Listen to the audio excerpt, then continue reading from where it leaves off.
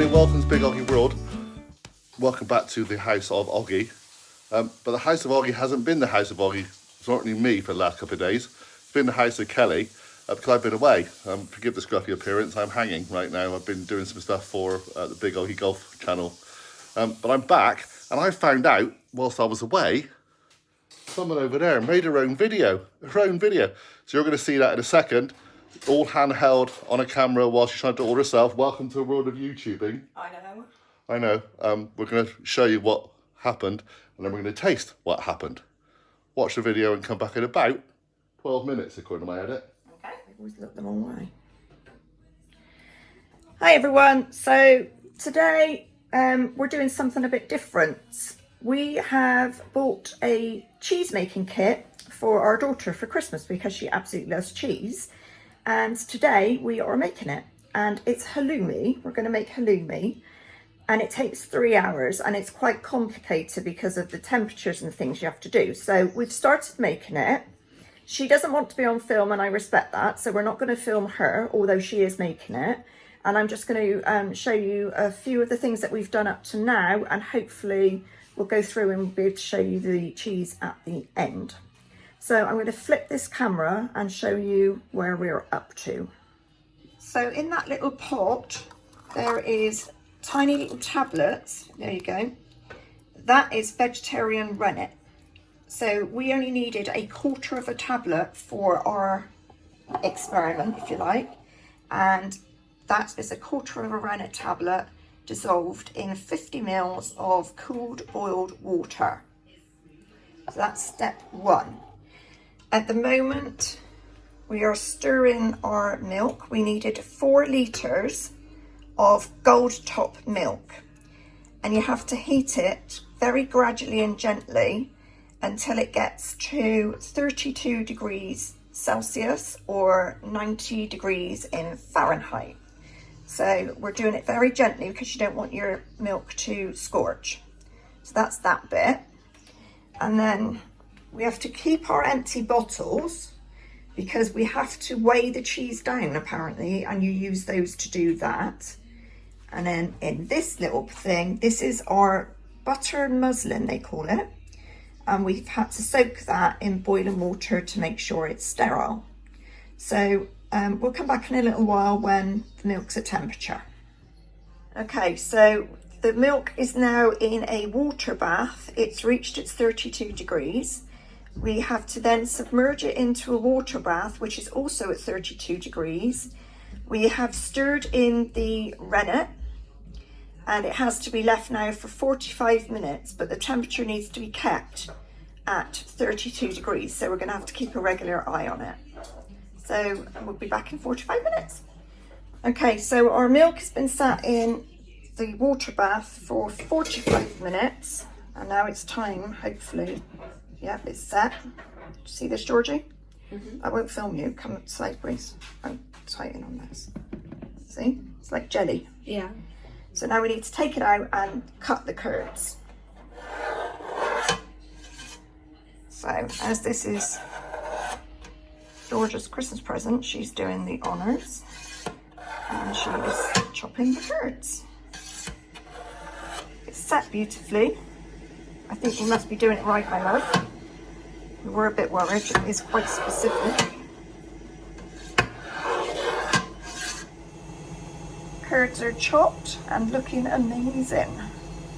Sorry about the washing machine, by the way. So we are now heating the curds to 40 degrees, and we're almost there. You can see the whey is separating from the curds now. Georgia says it's quite heavy. So once we hit 40 degrees, then we let the curds sit again to rest for another 10 minutes. And that will allow the curds to sink to the bottom and the whey to come to the top. So we'll show you again in a second. So we are now draining the curds and whey. That was the first lot of whey we got off. And now that is the curds. So once it stops dripping a bit, we need to cover it over and press it with a plate for at least an hour. Next stage is to fold in all of the muslin and put your empty milk bottles filled with water, obviously not milk, on top of a plate to press it. So we're now pressing the cheese whilst collecting the whey. So the cheese has been pressed in a colander, wrapped in muslin for an hour now. As you can see, it's sort of like a pancakey sort of shape. We've cut it into 8 portions, 1, 2, 3, 4, and 4 the other side. And I am now heating the whey, the leftover whey, to 93 degrees. Once it gets to 93 degrees, we can cook the cheese for 20 minutes, but you need to keep the temperature at 93 degrees. And I think that's the thing that is the biggest thing in this, is you have to keep things at certain temperatures for quite a long period of time. I think that's the most challenging bit, really. So I will show you once I've got some in and cooking. So we're almost there, we're at 92. So I'm going to get a couple of pieces and start submerging them. So I've put 3 pieces in, and as you can see, they're starting to float to the top. So they need to cook for 20 minutes now, and I guess that's what makes halloumi squeaky, is the cooking of it. At the moment, there's very little taste at all. But again, halloumi is a very mild cheese, and it's the salt, I guess, that makes it special. So we've got some lovely organic sea salt that we're going to sprinkle when it's cooked. But in the meantime, I need to try and concentrate and keep this pot at 93 degrees for 20 minutes for these, and then I've still got that lot to go. Cheese, especially halloumi, seems to be quite a labour-intensive thing, so I can see why, you know, large amounts are made in one go.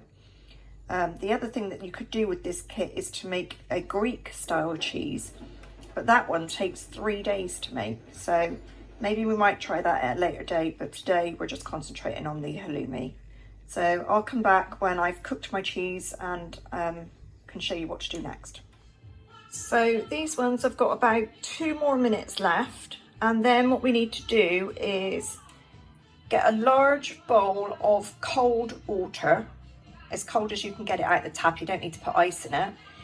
And then when the 20 minutes are up, you scoop these out, you dunk them into the cold water for about 20 seconds just to stop the cooking process, and then you are going to put them onto a cooling rack to cool, and whilst they're on that rack we will salt them. So I'm just getting ready to take the first lot out and put the next lot in. Okay, so I've finished cooking the halloumi now, and this is the leftover whey that it's been cooked in. You can actually keep this, bottle it, you can freeze it and use it in all sorts of different recipes. Unfortunately, at the moment, my freezer is rammed, so I'm not going to be keeping that this time. But this is actually our first time making halloumi, and the kit we've got is enough to make 12 batches. So if I do another bunch, if it turns out okay, then I may very well do that the next time. So there is the bits that I've already cooked and I've salted. These are the last 2 pieces now. I'm just going to make sure there's no bits of whey stuck to them. Put them onto the cooling rack, like that. And then I'm going to swap hands, hopefully, try my hand up in it, like that, and show you. I decided to salt them with a tea strainer. It spreads easier than trying to do it with a teaspoon. So you salt them quite generously, and then obviously you turn them because you want to get all the sides done as well. There we go. Turn this one over.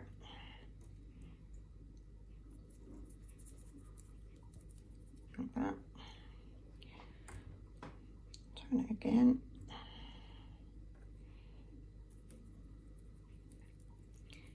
quite generous with the salt.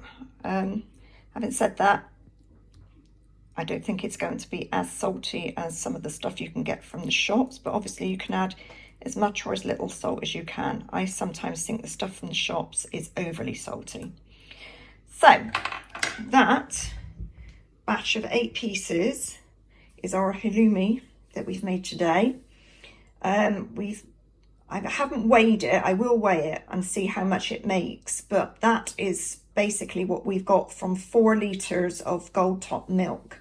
So gold top milk, I think we paid about £1.60 a litre.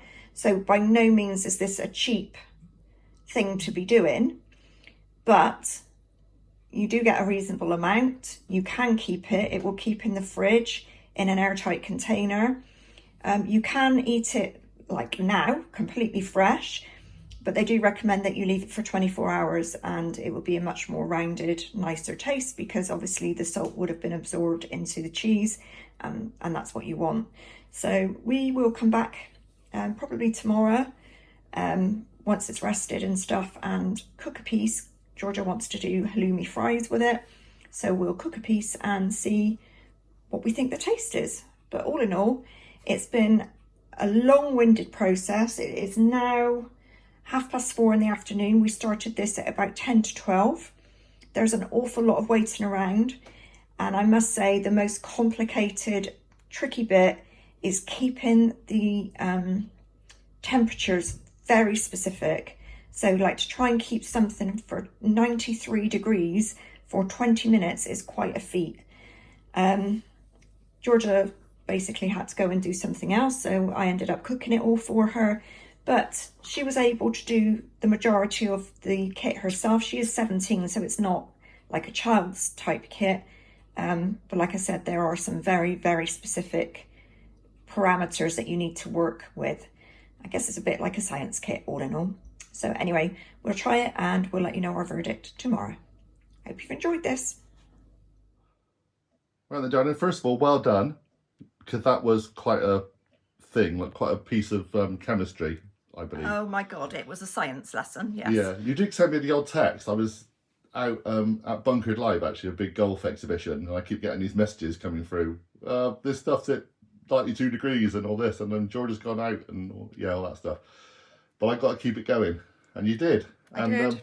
You did say on the end of the video that you were going to fry some off and taste it.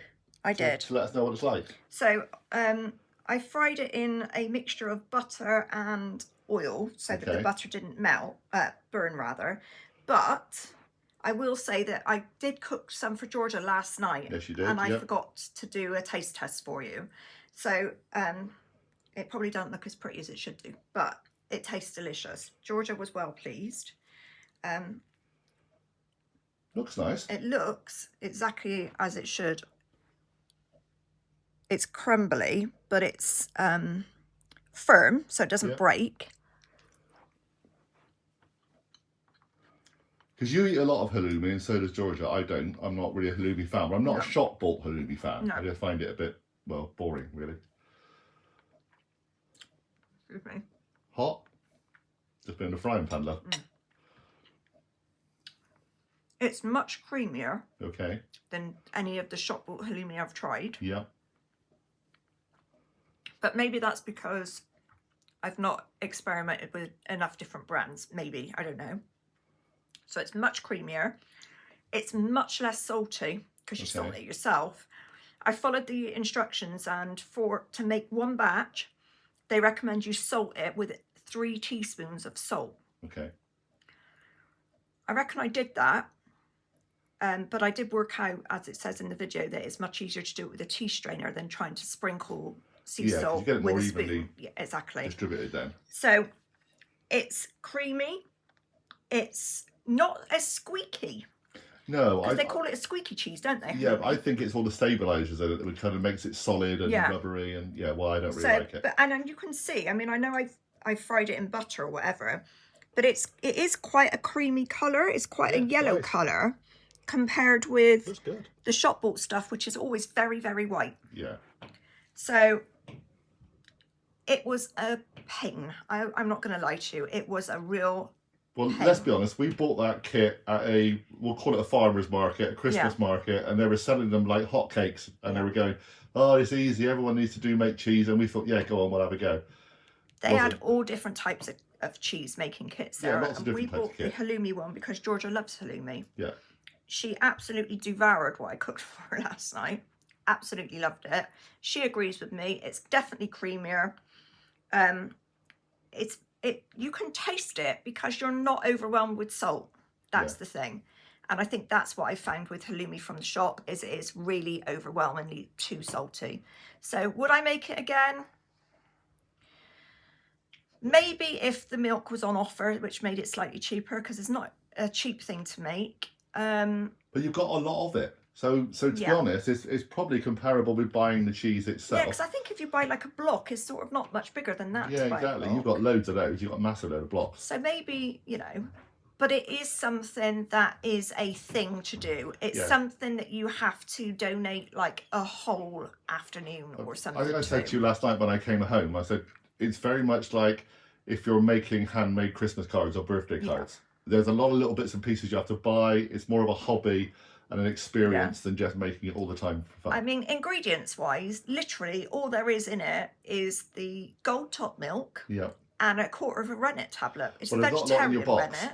Because obviously you had the muslin and all those kind of things and the rennet tablet, but apart from that there was very little in the box. There was a thermometer because it's so specific. Okay. And I think that's what I struggled with, was the absolute specifically having to keep it at a certain temperature, a proper chemistry, for like 20 minutes at a time. Yeah, it's a science project. It's a science project. Difficult. Yeah.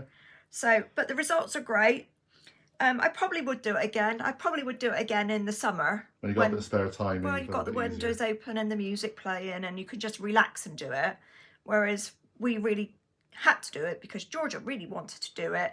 We had the milk, we bought the milk, and so you have to get it done because of that. So I actually wasn't going to bother filming it, but then when I started doing it, I thought, you know what, it might be quite interesting. So I'm saying, it's not the full recipe on how to bake it. It's just you can buy a kit and give it a try if you like. Absolutely. But it's an interesting experience. I'm pretty sure that the kit that John will show has put the picture of the kit in, yeah? Yeah, all done. I'm pretty sure you can look them up online if you want to. I dare say, and there's lots of different kits, but it's a hobby kind of thing. It's a fun, foodie, craft type experience. Don't think you can make this every week. They said that it would take 3 hours. In reality, it took 4.5. The other thing that you can do with that specific kit is you can make Greek style cheese. For that you need goat's milk and you need natural yogurt and a few other things, but the goat's cheese takes 3 days to make. So that really is some commitment. You have to love Greek cheese for that, I think. Absolutely. So anyway, it was a success. It's lovely. I will probably make it again, but it's not something I'm going to be doing on a weekly basis to keep us stocked up with halloumi. Absolutely not. If you do like this video, please give me a thumbs up. I did my absolute best, and I know it's a bit shaky in places, but it's really hard to hold a camera and try and do things at the same time. I've cut out the bit at the start where you still don't really know where you're actually looking. No. You keep looking in the wrong place on a film, don't you? I can't help it. I just don't know where I got to look. I really don't. That's fine. How many years have we done this together now? You still can't work it out. I know. I'm still learning. So please give me a thumbs up. Like this video. If you're not subscribed, please do. Hit your notification bell and then you'll know what's coming. And hopefully now we're going to go back to normal because we did have a little bit of a blip while we decorated the kitchen. I had some crazy stuff to do with the golf thing, so now we're going to get back on track. Back to normal. So we'll see you all again next week, and thanks for joining me. Bye for now. Bye everybody.